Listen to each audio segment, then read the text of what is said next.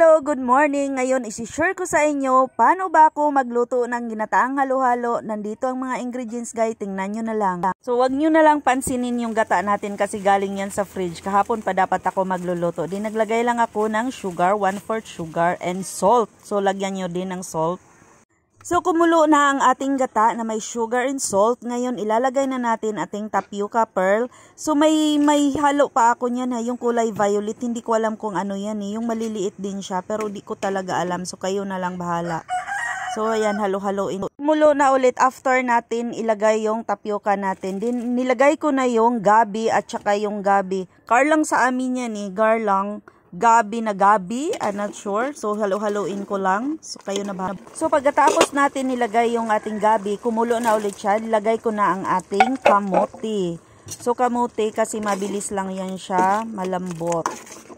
Sunod na natin ang ating banana. So, ripe banana na yan siya guys.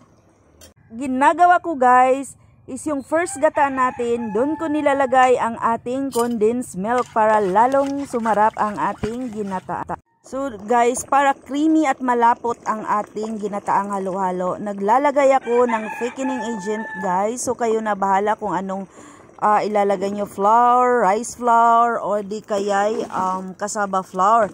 So nilalagay ko dyan is cassava flour. Tingnan mo, malapot na siya. So yan yung secretary. Ayan guys, natatakam na ba kayo? Ihalo na natin yung gata kanina na may milk para lalong sumarap ang ating ginataan guys. Hello guys, so napakasarap na ng ating ginataan guys. Nilagyan ko na pala yan ng pinya at gulaman. So nagkamali ako ng lagay ng gulaman. Dapat mamaya na pag malamig.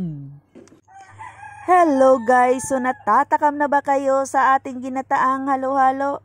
Pwes, lutuin nyo na to sa iyong tahanan upang marami kayong mapasaya at mabusog na tao. So napakasarap niyan guys, gawing merienda. Super talaga. So nakukulangan pa sila niyan nung namigay ako. Sila na nakumuha dito sa bahay. Kasi guys, pag nagluto kayo kasama ang puso. So cook it with love.